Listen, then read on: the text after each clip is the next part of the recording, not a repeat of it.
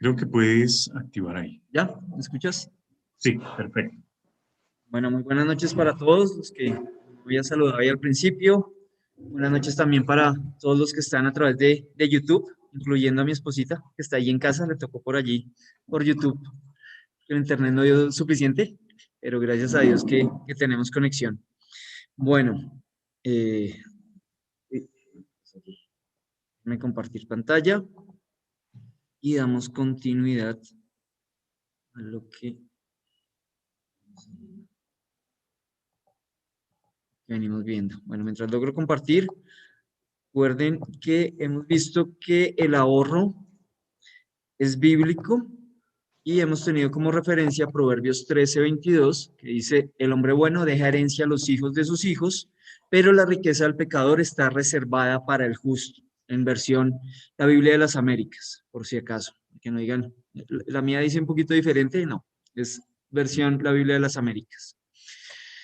Y les sigo recordando, van a terminar aburridos conmigo, de recordarles los dos principios bíblicos para el manejo financiero, pero con eso, como les he estado mencionando todas las veces, con eso claro, todo lo demás va a ser muy, muy sencillo de manejar. Entonces, lo material no debe ser un fin en sí mismo y no somos dueños, somos mayordomos, somos administradores de lo que Dios pone en nuestras manos.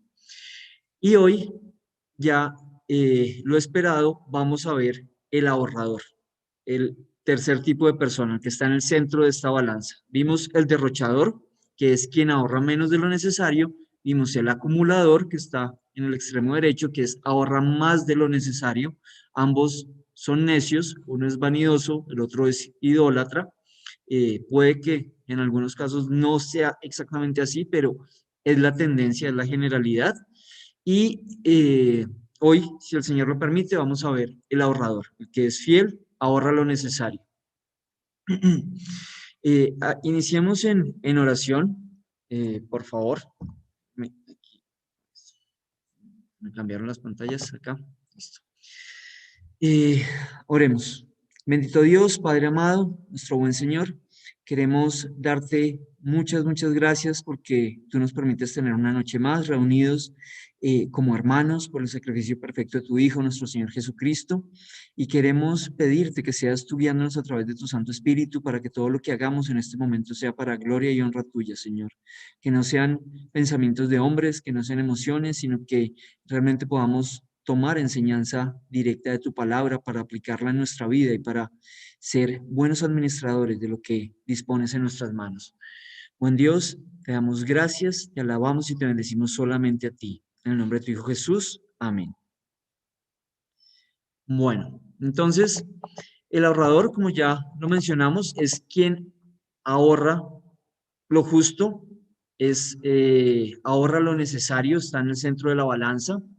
Obviamente, esta persona es la que no lo gasta todo, pero tampoco acumula como si fuera el principal objetivo de su vida, es decir, no se nos va a ninguno de los dos extremos, vive un balance adecuado, reconoce que lo que Dios ha permitido en sus manos no es solo para su disfrute, para su vanagloria, ni tampoco es la base de la seguridad de su futuro.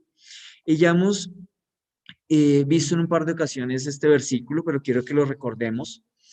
Tesoro, Proverbios 21:20, tesoro precioso y aceite hay en la casa del sabio, mas el hombre insensato todo lo disipa. Si nosotros recordamos, creo que casi que todos, espero que todos conozcan el relato que aparece en la Biblia respecto a cuando José llegó a Egipto, bueno, cuando salió de la cárcel y lo llevaron ante el faraón para que interpretara los sueños que el faraón estaba teniendo.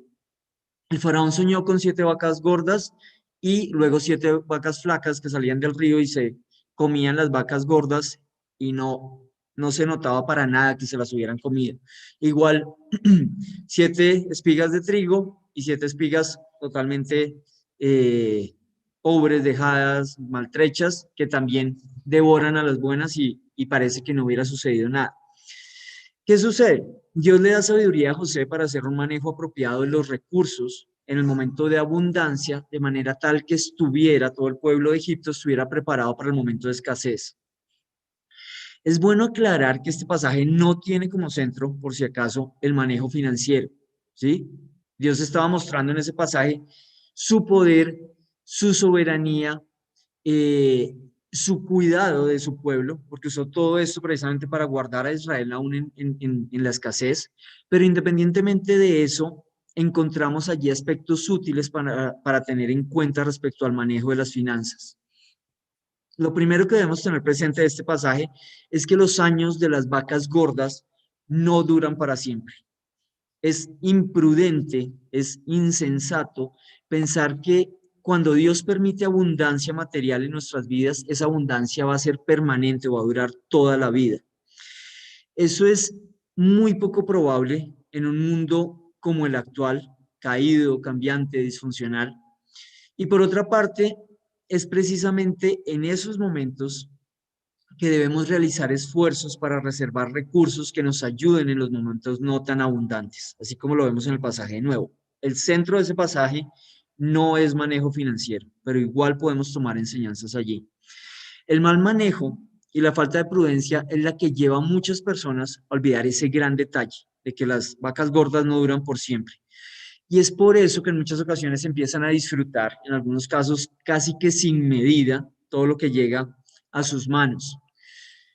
Solamente hasta que se ven sumergidos por completo en los tiempos de vacas flacas es que recuerdan que debían ahorrar. Pero ya cuando estamos en vacas flacas es tarde, ya no hay fondos para hacerlo, ¿sí? Y ahí, si no se ha hecho, es cuando viene la incertidumbre, viene el remordimiento y viene la tensión. Entonces, quiero que tengan eso muy, muy presente y aquí quiero hacer un mensaje para los jóvenes. Gracias, Alvarito, también por lo de los jóvenes que estamos estudiando aquí. Pero un mensaje para los jóvenes es cuando tenemos o cuando tienen toda la fuerza física y están o estamos en la mejor o en la mayor etapa productiva, se suele olvidar que un día llegará la vejez, que un día, si Dios lo permite, tendrán una familia, que un día tendrán que correr con gastos que ahora ni siquiera consideran. Y es precisamente en esa etapa que se debe empezar a ahorrar para el futuro, aun cuando parezca muy, muy lejano. E incluso aún cuando los amigos y compañeros los miren como bichos raros por lo que hacen. Y les cuento a todos un caso real de un joven que conocí. Esta persona para poder estudiar en una muy buena universidad tuvo que pedir un préstamo, un crédito al ICETEX. E independientemente de lo que muchos piensen de dicha institución, ese joven daba gracias, no le daba gracias a Dios, que no era creyente, pero daba gracias porque el ICETEX fue el medio que le permitió su estudio. Ahora, en tanto él empezó a tener ingresos, aunque eran muy, muy pequeños, de inmediato empezó a hacer abonos al capital de la deuda. Y de nuevo, él no era creyente. Los compañeros de la universidad se iban de rumba, de paseo, otras cosas, pero él no iba porque sabía que era más importante ahorrar lo máximo que pudiera para abonar a la deuda. Obviamente lo veían, como les decía, como bicho raro. Él abonaba capital aun cuando ni siquiera el ICETEX le había empezado a realizar cobros. Cuando iban a almorzar, él pedía el corrientazo, mientras los demás pedían menú a la carta, plato especial, cosas así. Y la realidad es que un tiempo después de acabar la universidad, esos jóvenes salieron al mundo laboral y él siguió con la misma práctica. Lo máximo que podía ahorrar iba directo a la deuda. Mientras que los otros compañeros que también tenían crédito bajo los mismos términos, digámoslo de esa manera, decidieron aprovechar el año de gracia que la institución ofrecía. Él seguía abonando y abonando. Antes de finalizar ese año de gracia, esta persona ya había acabado de pagar la universidad. Pero cuando acabó el año de gracia y los demás compañeros que antes se burlaban empezaron a recibir los cobros, se dieron cuenta que la deuda que tenían era muy alta y solo allí empezaron a preocuparse. Y dirán, bueno, pero ¿a qué va con todo eso? Esa persona pudo disfrutar luego de su salario con un poco más de tranquilidad que la que tenían sus compañeros, ahora agobiados por haber dejado en su ignorancia y falta de sabiduría crecer la deuda más de lo que era prudente. Eh, entonces, ahí se las dejo planteadas a los muchachos. Y cerrando mi mensaje con ellos, no piensen que así como los compañeros de esta persona, no piensen que luego se van a preocupar. Deben empezar desde temprano, deben empezar desde ya a organizar sus finanzas bíblicamente y a manejarlas conforme a lo que Dios espera de un buen mayordomo. Ahora pasemos a otro grupo de personas. Para los que son un poco mayores, los que ya estamos en otra edad, cuando los hijos están pequeños, debemos pensar en lo que va a venir luego. Nosotros decimos, no, es que mi hijo, los míos, por ejemplo, tienen 11 y 5 años, pero un día esos hijos van a llegar a la universidad y no es algo de menor valor.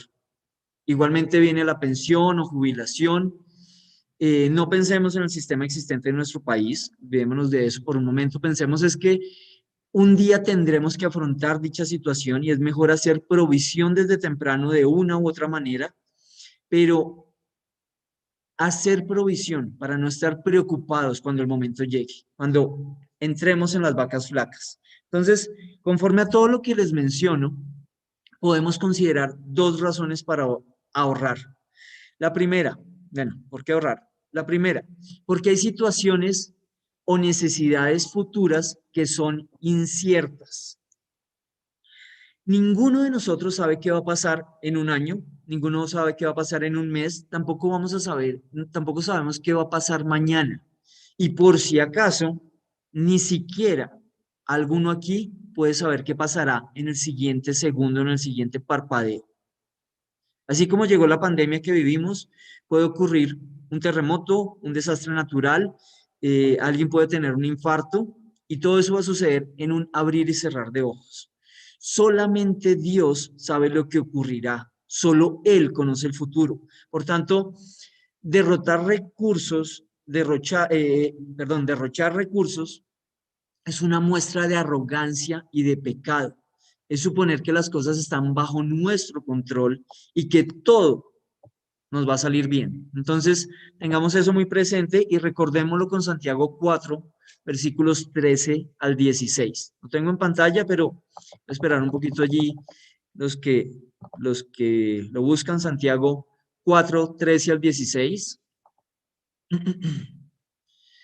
Dice la palabra de Dios. Necesito correr un poquito más las cámaras. Ahora, vamos ahora, los que decís, hoy y mañana iremos a tal ciudad y estaremos allá un año y traficaremos y ganaremos. Por si acaso ese traficaremos es negociar, es hacer negocios, ¿no? No es pensar nada por ahí raro.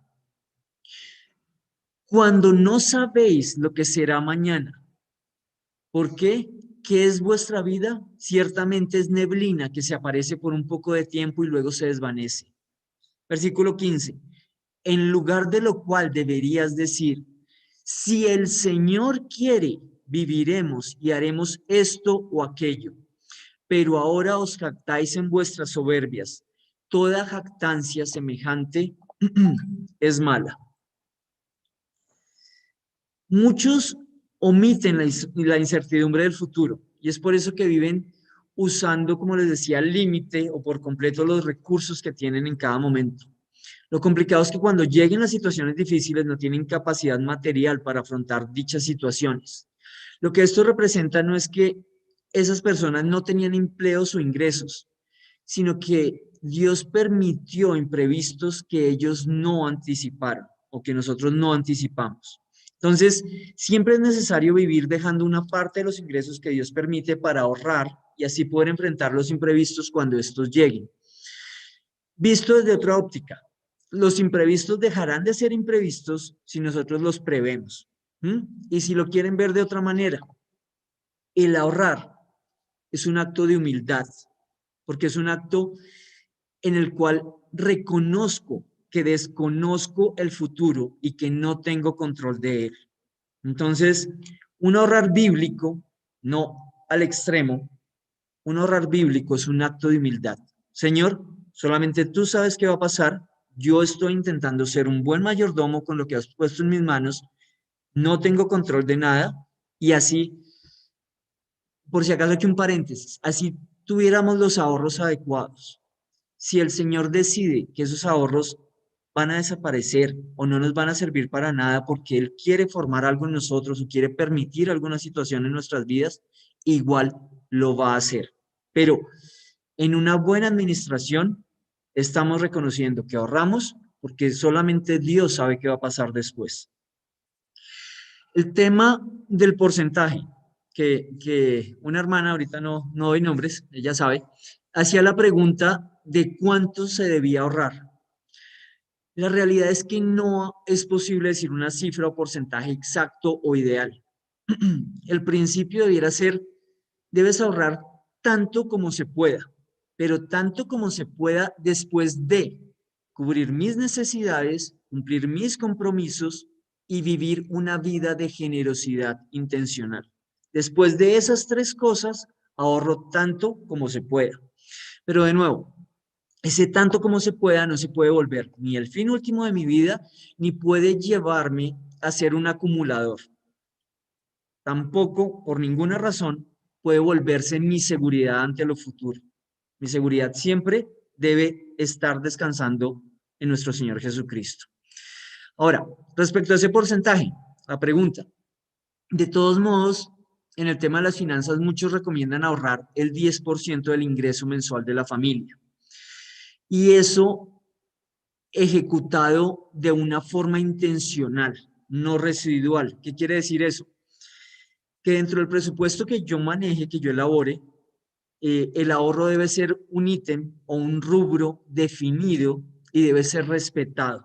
El ahorro no debe ser lo que me queda al final del ejercicio, lo que sobró, no. Debe ser un monto que todos los meses aparto porque lo definí como, entre comillas, como un gasto dentro de mi presupuesto. Obviamente no es un gasto, es un ahorro, pero como un rubro específico dentro de mi presupuesto. Y si yo al final del ejercicio, al final del mes, digámoslo de alguna manera, me estoy dando cuenta que estoy afectando ese monto de ahorro, lo que hago es abstenerme, de ser posible, de otros gastos o gustos para poder respetar ese rubro. Entonces se debe hacer intencionalmente, no residualmente. Lo otro, si recuerdan las preguntas que hicimos en la primera sesión de ahorro, deberíamos tener un fondo de imprevistos que incluso me permita vivir alrededor de 6 meses, es la recomendación general que se hace a nivel financiero, en caso que me quede sin empleo o surja un imprevisto grande. Pocas personas hacen eso, pero gracias a Dios me llevé una sorpresa, y es que de acuerdo a los porcentajes que vemos, 5 de cada 10 familias de la iglesia puede aguantar entre 1 y 5 meses con sus ahorros. Espero que no sean 1, espero que la mayoría estén hacia los 5 meses. Pero la encuesta nos dice que 5 de cada 10 familias, y respondieron honestamente, tienen algo de ahorros para aguantar en caso de una situación de estas. Y para grata sorpresa mía, 4 de cada 10 familias pueden mantenerse, humanamente hablando, ojo, porque solamente Dios sabe, y de nuevo, el ahorro no es seguridad de nada, solamente un acto prudente.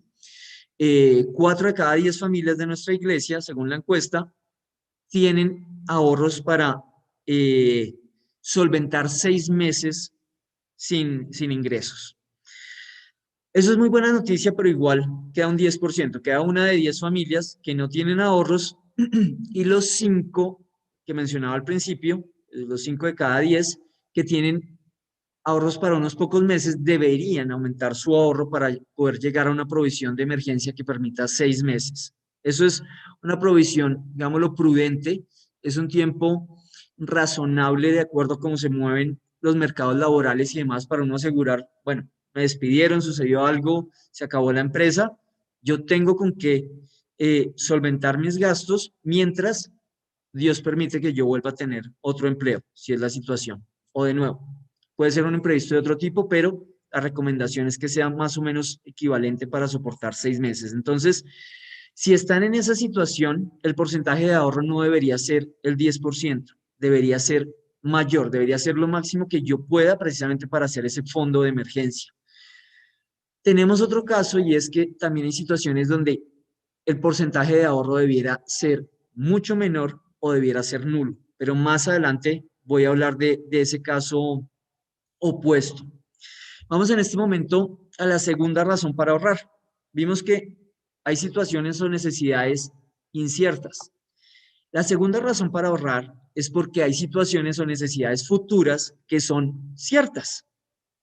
Tenemos lo incierto, tenemos lo cierto. Todo lo cierto es que sabemos de antemano que van, o todas esas situaciones ciertas es que sabemos que van a llegar en algún momento. Mencionábamos, por ejemplo, que los hijos llegan a la universidad. Mencionábamos el momento de la vejez o jubilación. Si tenemos padres, también debemos considerar que conforme aumenta su edad, lo más seguro es que empiecen a demandar más recursos médicos o atención o medicamentos. Por otro lado, podemos considerar los impuestos. Se pagan anualmente, sea predial, sea vehículo, sea declaración de renta, etcétera, etcétera, según la situación de cada uno. Si tengo un vehículo, por ejemplo, podría considerar el SOAT, el cambio de aceite, mantenimientos, cambio de llantas. Todo eso lo puedo considerar dentro de mi presupuesto. Esas son situaciones o necesidades futuras ciertas. No son inmediatas, pero sabemos que van a llegar. Entonces, si yo acabo de comprar el SOAT ahorita, aquí con ejemplo sobre un vehículo, si yo acabo de comprar el SOAT ahorita en mayo, no es prudente que yo me espere hasta abril del próximo año para decir, uy, llegó el SOAT y ahora no tengo de dónde sacar toda esa cantidad de dinero. ¿Mm? Lo prudente es que ante todas esas necesidades ciertas, yo haga provisión. ¿Qué es lo que puedo hacer? Por ejemplo, el impuesto costó X este año. Le aumento un porcentaje y divido el monto en 12 meses y con eso ya sé o tengo una referencia de cuánto debiera ahorrar o apartar mes a mes de manera tal que cuando lleguemos al próximo año, al momento del pago, no sea un gasto imprevisto, sino ya esté provisionado, ¿sí? Entonces casi que lo mismo podríamos hacer con todos estos gastos que son ciertos. Yo tengo maneras, tengo herramientas para poder definir un porcentaje prudente y hacer provisión. De esa manera, cuando llega el gasto, sobre el ejemplo del SOAT, cuando llegue el siguiente mayo, pues ya tenía un dinero guardado y no me preocupo de ahora dónde saco. Lo mismo para impuestos o para otros gastos que sean recurrentes. De igual manera, si nosotros somos prudentes, deberíamos considerar que conforme pasa el tiempo, mi capacidad de producir recursos, digámoslo de esa manera, se va a ir reduciendo. Sea porque conforme avanza el tiempo es más difícil conseguir empleo por la edad. Y yo me acuerdo cuando empecé a trabajar, eso, uno la maravilla, ¿no? Pues uno está joven y le hace y de todo. Y decía, no, pero es que ya cuando uno tiene 40 ya no lo contratan tan fácil. Yo me di cuenta de eso ya cuando iba llegando a los 35 y empecé a darme cuenta que ya no era a los 40, ya empezaba a ser a los 35 que se empezaba a volver un poco más complicado conseguir trabajo. Eh, y puede ser por la edad, puede ser porque no tenga las mismas fuerzas para hacerlo, puede ser por la razón que sea, porque el mundo se empieza a mover en una línea diferente, pero yo debo tener eso presente, porque aunque puede sonar o puede ser un poco incómodo de aceptar, debiera igualmente movernos a una provisión prudente mediante el ahorro. Entonces, en resumen, la sabiduría dada por Dios me indica que eso es lo que debo hacer y no hacerlo es insensatez, es necedad. Tenemos Proverbios 6 del 6 al 8 que lo hemos estado viendo. Entonces, la hormiga guarda cuando hay. ¿Para qué? Para tener cuando no hay. ¿Listo?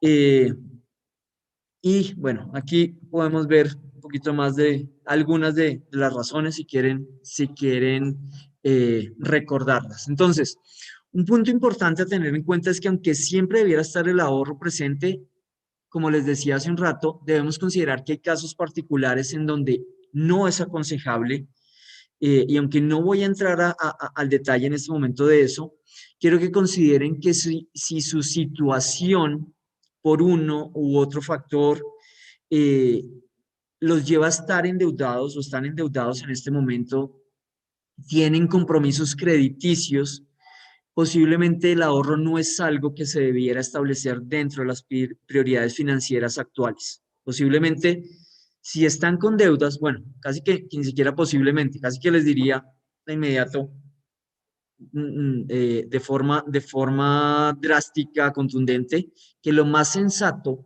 en ese punto es enfocarse en saldar las deudas lo más pronto posible para que de esa manera se evite una fuga adicional de dinero por tema de intereses y luego sí poder enfocar los esfuerzos en un ahorro intencional, adecuado y sin preocupaciones extras. ¿Listo? Entonces, les dejo hasta ahí sobre este punto, ya continuamos. Quiero, ahorita me acordé de un detalle y es, bueno, yo creo que estoy solo como participante, pero así como en algunas ocasiones han enviado unas preguntas, si alguien, y sé que algunos me han manifestado de forma directa, algunas otras, me gustaría, si tienen preguntas particulares, si algo no ha quedado claro, o tienen preguntas puntuales, así no tengan que ver directamente sobre el ahorro, sino sobre otros temas financieros, nos gustaría que las enviaran por el chat. Julio es quien las va a recibir en este momento, para que aquellos que estamos a cargo de estas enseñanzas, de compartir estas enseñanzas con ustedes, podamos tener esos puntos un poco más presentes y poder intentar darles respuesta dentro de lo que sea posible. Entonces, no duden en enviar esas preguntas. Julito, ahí lo que te había dicho, te agradezco si grabas el chat con lo que envíen, para que, no digo que ahorita, pero podamos verlas y mirar cuando vayamos entrando en los diferentes temas, sea el pastor, sea Cornelio, sea yo, podamos intentar darles respuestas. ¿Listo? Vamos ahora con algo que nos va a dejar, bueno, hay situaciones en que ahorrar no es prudente. Vamos a ir ahora a este tema. Los voy a dejar así boquiabiertos porque les voy a dar el secreto para ahorrar. ¿Listo? Entonces, top secret, como aparece ahí, que no salga de internet. Este secreto, y necesito que todos anoten, requiere una fórmula muy compleja, que necesito que todos la registren allí. ¿Listo? El secreto, y bájenle por favor, el secreto para ahorrar es que tus gastos sean menores a tus ingresos. Top secret. ¿Listo? Ese es todo el secreto para ahorrar. Que tus gastos sean menores a tus ingresos. Complicadísimo, ¿cierto? Bueno, es muy simple, pero no siempre es así de fácil de ejecutar. Entonces, para muchos puede ser un súper secreto que se llevan ahora en este momento, eh, pero ese secreto los va a llevar a poder hacerlo. Entonces, llevar una vida de agradecimiento y con contentamiento que te permita de manera consciente gastar menos de lo que ganas, ese es el punto. No tiene nada de secreto. Pero, como les decía, para algunos va a ser una tarea supremamente compleja, porque como veíamos, desean vivir de las apariencias. Entonces, se van a uno de los dos extremos. Si eres estrato 2, quieres vivir en 3; si eres 3, quieres vivir en 4, y así sucesivamente. Eh, si Dios está permitiendo algo de estrechez en tus finanzas y tienes para comprar granos, dato aquí, hay muchos granos que son proteína. Entonces, si tienes para comprar granos, deseas carne, pero si tienes para comprar carne, entonces deseas langostino, y si tienes para comprar langostino, deseas caviar. Creo que ya entienden la idea, ¿cierto? Me explico la situación. Entonces, disculpen tantos ejemplos que doy en ocasiones, pero para mí es muy importante que cada uno se haga una referencia clara y visual de las posibilidades. Y en caso de estar fallando, puede identificar realmente su condición o comportamiento para que tome acción inmediata al respecto. Entonces, si tienes para el almuerzo corriente, deseas ir a menú a la carta, ¿cierto? Si tienes para bus, quieres montar en taxi, etcétera, etcétera. Creo que ya suficientes referencias gráficas. Y no lo digo porque algo de eso sea malo en sí o sea pecado, sino porque debemos aprender a ceder un poco en nuestros gustos y controlar los gastos para poder manejar los recursos de una forma sabia. Y es que ahorrar no es solo una cuestión de billetes y monedas directamente.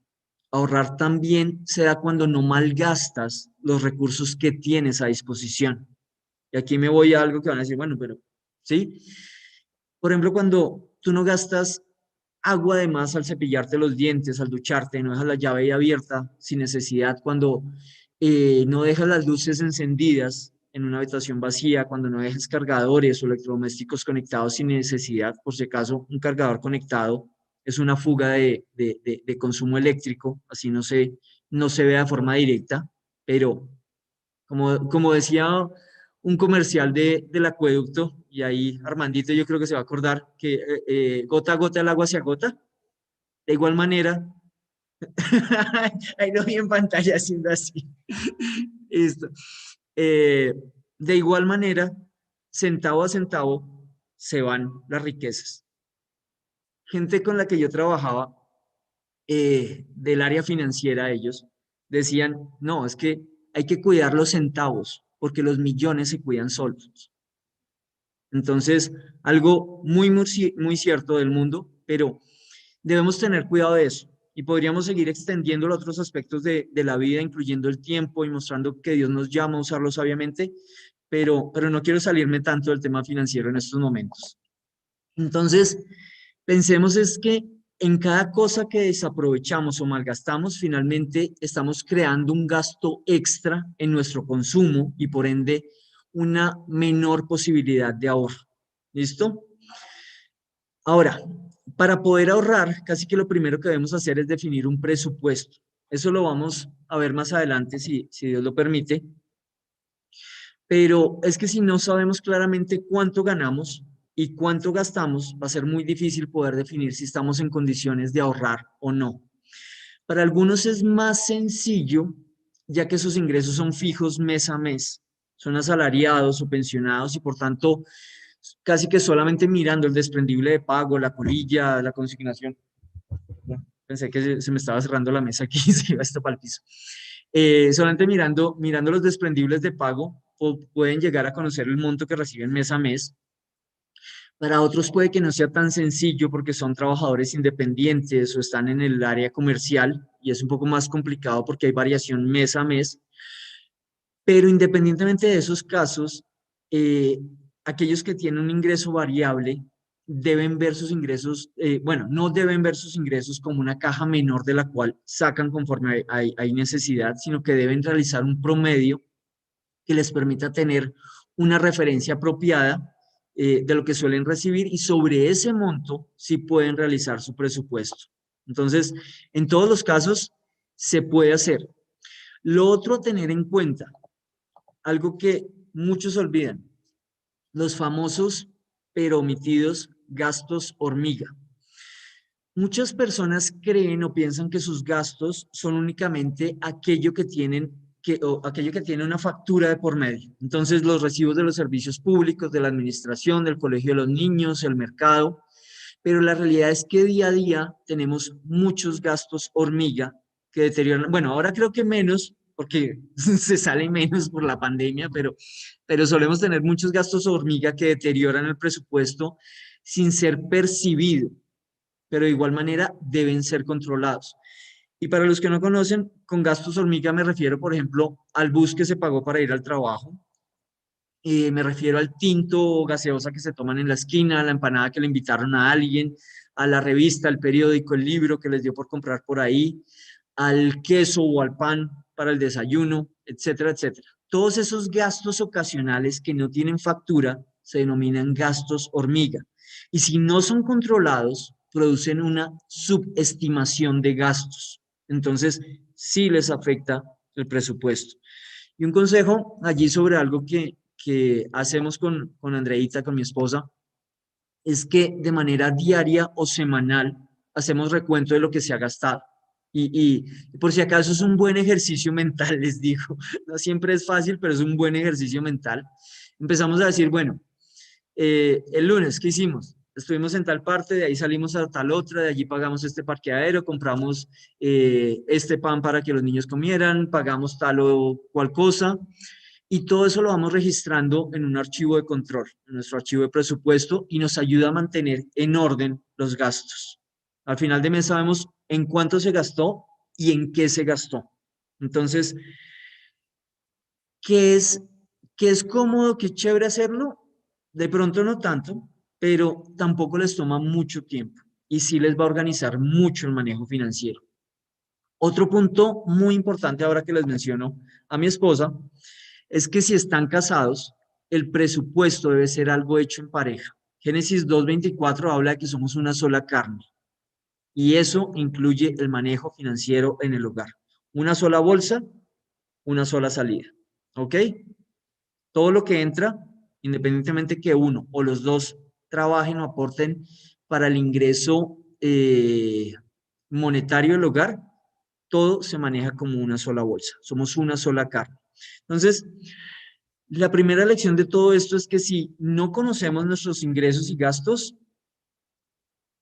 no hay posibilidad de ahorrar. No sabremos cuánto podemos ahorrar porque no sabemos ni siquiera si estamos gastando menos o más de lo que está entrando cada mes. La segunda lección a tener presente es que el ahorro es algo intencional y no residual. Es decir, debo tener un propósito firme y claro respecto al ahorro que voy a realizar y no simplemente ahorrar lo que sobra al final del mes. Ya lo hemos mencionado, pero debe estar en nuestra cabeza de forma permanente. La tercera lección para poder ahorrar, mencionada ya tácitamente, es que para poder hacerlo debemos poner en práctica el comprar bíblicamente. Es decir, no gastando por encima de mi poder adquisitivo ni buscando la felicidad en las posesiones. ¿Ok? Adicionalmente, a eso debemos evitar los intereses. Cada vez que tú financias algo, es decir, que lo compras a plazo, a crédito, hay una porción del pago que son intereses. ¿Qué quiere decir eso? Que estás pagando más por consumir o tener lo que quieres. Y los intereses, lo quieran ver o no, lo quieran aceptar o no, los intereses se comen tu dinero. Los intereses van para el banco, ¿sí? Pero no siempre se aprecia porque, al igual que los gastos hormiga, se suele pasar por alto, se suelen pasar por alto. Entonces, les digo, a mí me duele cada vez que en un almacén o supermercado escucho a alguien que dice, ¿sabe qué? Difiéralo a 24 o a 36 cuotas, así no lo siento. Y se van con una sonrisa diciendo, no lo siento. Y tienen razón, no lo van a sentir.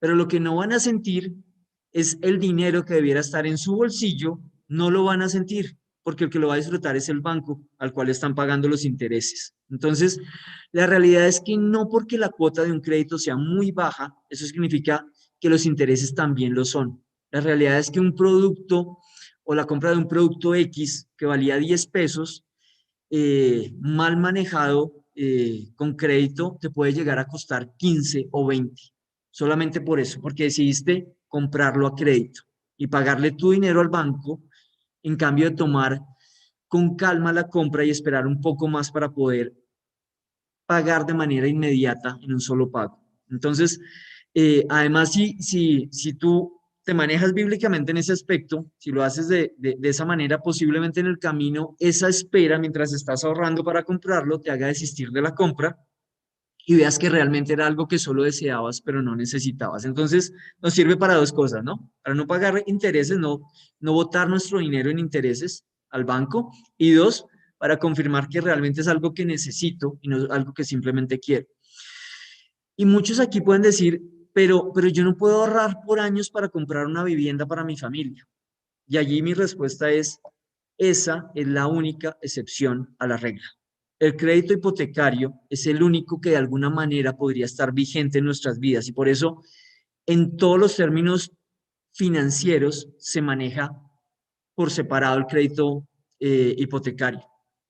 Pero con todo y eso, se debe evaluar bien antes de proceder. Se debe estimar la capacidad de pago de la persona, se debe revisar que no esté sobreendeudándome ni queriendo adquirir una vivienda en un estrato superior al que realmente puedo pagar con tranquilidad.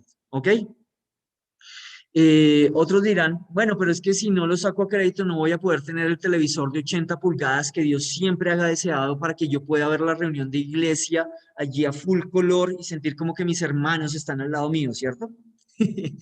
Bueno, eso no es un gasto de manera bíblica ni para la gloria de Dios, por más excusas y adornos que le quieras poner alrededor.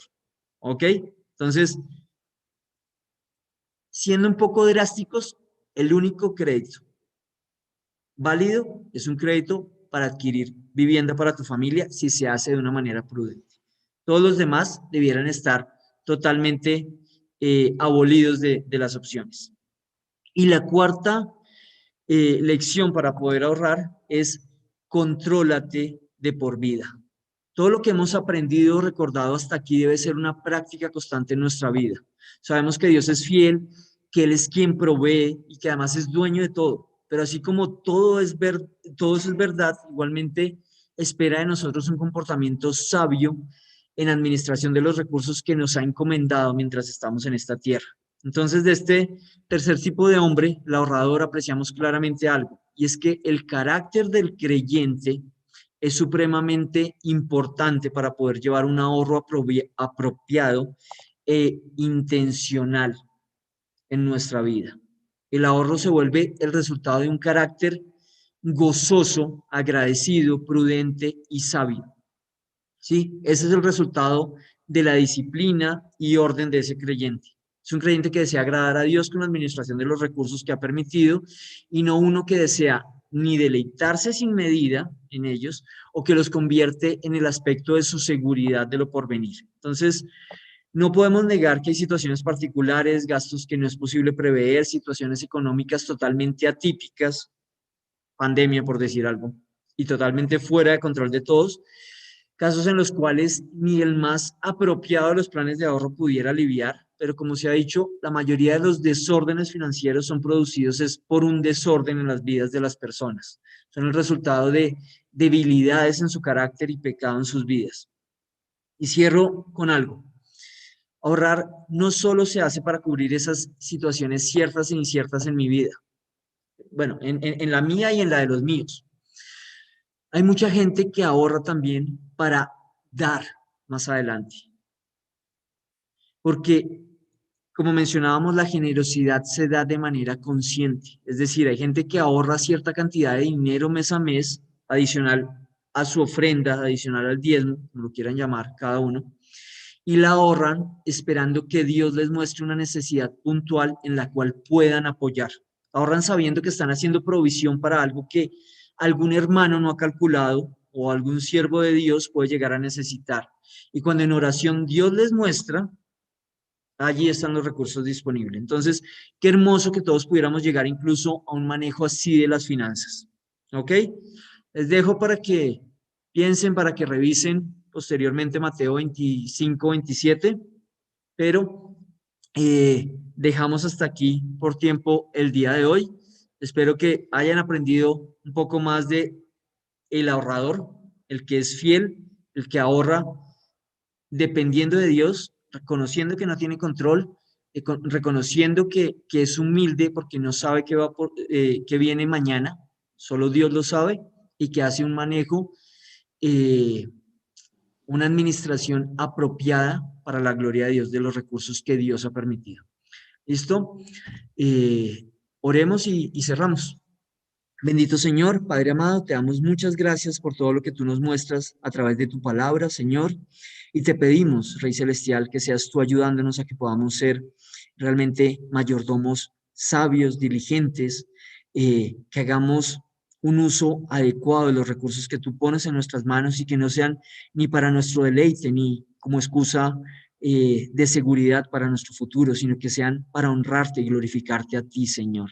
Te pedimos que todo esto que vamos aprendiendo día a día no quede simplemente en anotaciones de un cuaderno, sino que realmente lo apliquemos en nuestra vida para gloria y honra tuya y para bendición de tus hijos, Señor.